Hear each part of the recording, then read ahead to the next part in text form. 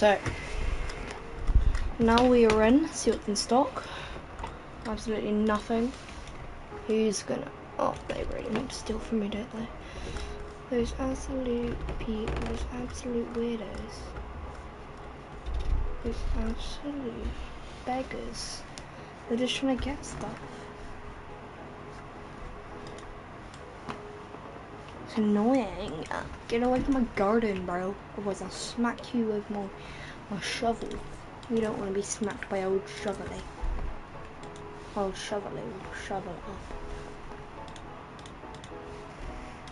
You got it. You got it, brother. You got it, brother. You stay out of my garden, you Chubasaurus. Stay out of my garden, bruv. You ain't getting stuff from that. Funny thing. Inventory's full. Well, that's just amazing, isn't it?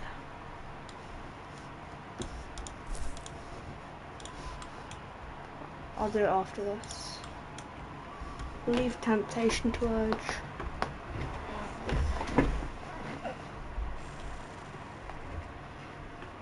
Secrets you missed in Fortnite's update. First, if you take any sprite to bring it over to a campfire and activate it, this 2x will pop up, doubling the speed which your sprite levels up. Second, not only did the Dark Voyager ship disappear, but we also got this RV teasing a new collab, as there was a chair on top referencing this scene from The Walking Dead. Third is new gem sprites gotten here. More secrets. Women don't walk in this house, my father said. You crawl or you bleed. My father made all the women in our family crawl on our hands and knees because he believed women shouldn't stand as tall as men. We had to crawl even when we were alone in case men visited unexpectedly, and if he ever caught us standing upright, we crawled on the gravel driveway until our knees bled. The crawling rule started when I was 14, after my uncle commented that my sister Naomi was getting tall. She's almost as tall as you, Uncle said to Dad, and I watched my father's face go dark. After Uncle left, Dad pointed at the floor. From now on, females crawl in this house. You've gotten too comfortable walking upright like you're equal to men, but we have to cook and clean and carry things, Naomi said. How dare you question me? Standing is a male privilege. If I ever catch you upright again, you'll crawl on the gravel until I can see bone. The first week, our knees just bruised. By the third week, we had calluses that split open into wounds that wouldn't heal because we couldn't stay off them. I left blood trails on the kitchen floor and had to clean them up while still crawling. Naomi's wrist gave out after a month, and she tried crawling on her forearms. Dad kicked her in the ribs. That's lazy crawling. You use your palms like God intended, or I'll break every bone in your hands. We had to push laundry baskets with our heads. We cooked by reaching up blindly to stoves we couldn't see. And I burned myself so many times my arms looked like raw meat. Dad would watch us struggle and laugh. Maybe now you'll understand why God made you inferior. Mom never defended us because she'd been crawling for years. Her spine was curved into a permanent hunch. When Dad's friends visited, we served drinks while crawling with trays balanced on our backs. One asked if we were trained dogs, and Dad laughed. Dogs are loyal. These are just females learning their place. They drop food on purpose to watch us clean it up. After 2 years, my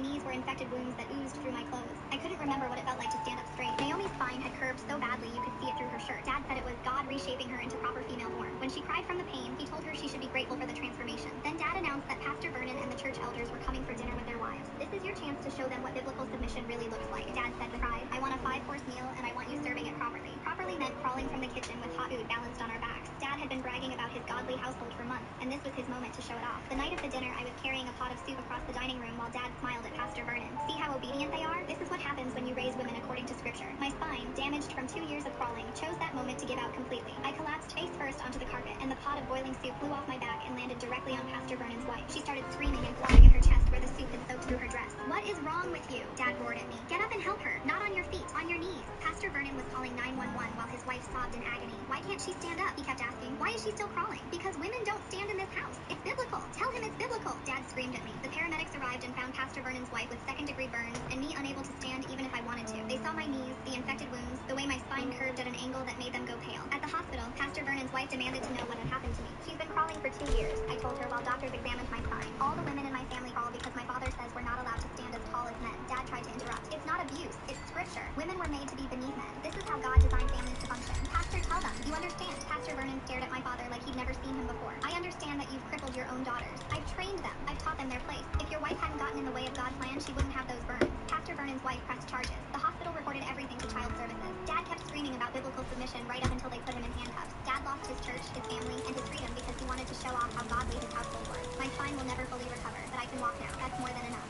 Women don't walk in this house, my father said. You crawl or you bleed. My father made all the women in our family crawl on our hands and knees because he believed women shouldn't stand as tall as men. We had to crawl even when we were alone in case men visited unexpectedly, and if he ever caught us standing upright, we crawled on the gravel driveway until our knees bled. The crawling rule started when I was 14, after my uncle commented that my sister Naomi was getting tall. She's almost as tall as you, Uncle said to Dad, and I watched my my father's face go dark. After Uncle left, Dad pointed at the floor. From now on, females crawl in this house. You've gotten too comfortable walking upright like you're equal to men. But we have to cook and clean and carry things, Naomi said. How dare you question me? Standing is a male privilege. If I ever catch you upright again, you'll crawl on the gravel until I can see bones. The first week, our knees just bruised. By the third week,